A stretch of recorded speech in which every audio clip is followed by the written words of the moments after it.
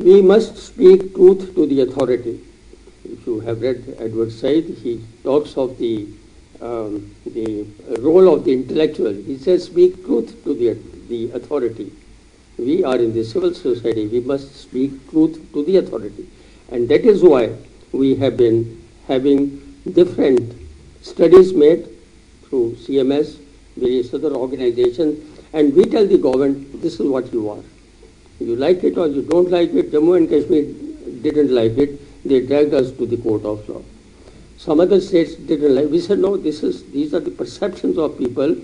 You make out, you find out, you do the introspection. And some of these states had been good enough to contact us. So showing mirror to the governments, this is what people think about you, is a very important aspect. And this is what all of us must keep doing.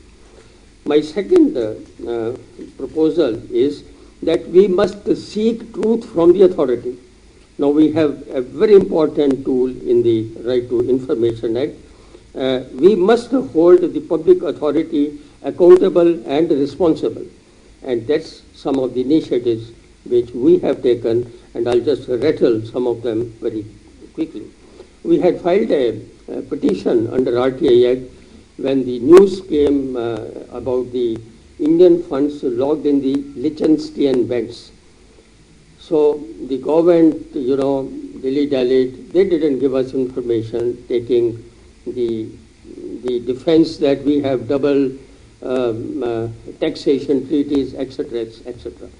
But then the impact of this seeking information was that all the parties got interested.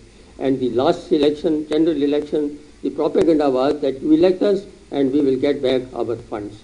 And now I'm sure our finance minister would be having dialogue with some of these nations. Our local chapter in Odisha had filed, wanted to know whether midday meals were being given in schools. They were not being given in schools. And the Home Minister went there and he boasted that we have this plan of giving midday meals to schools. And this report was already published in the local press. Somebody showed him this report. He got very embarrassed. And then he asked the government. And the good thing is that all the 15 schools which we had surveyed have started getting midday meals, the children there.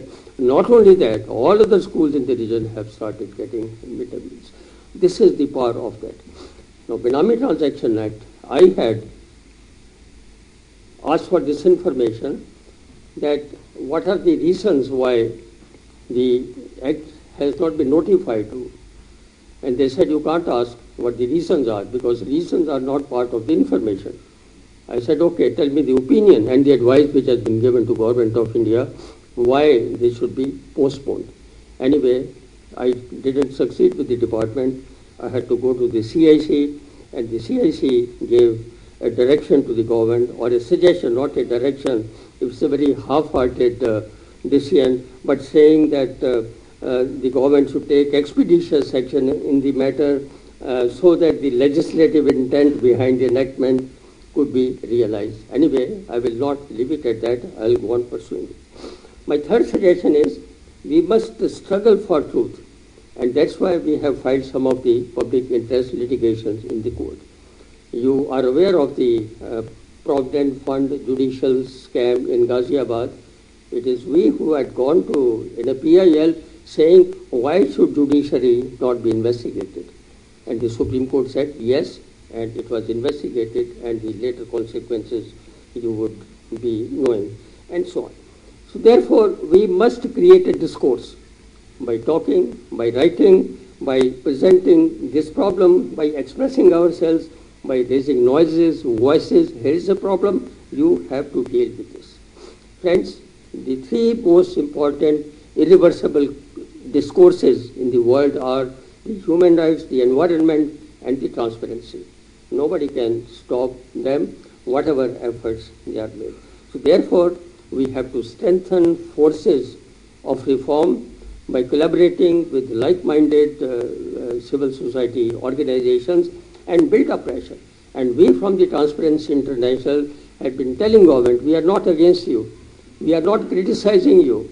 We want to help you. And that's why Integrity Pact, which our chairman had mentioned, has come about. It's in the process of helping the state to have better governance that we had this initiative. Now, last point I want to make is that we are sensitizing the people in the rural areas.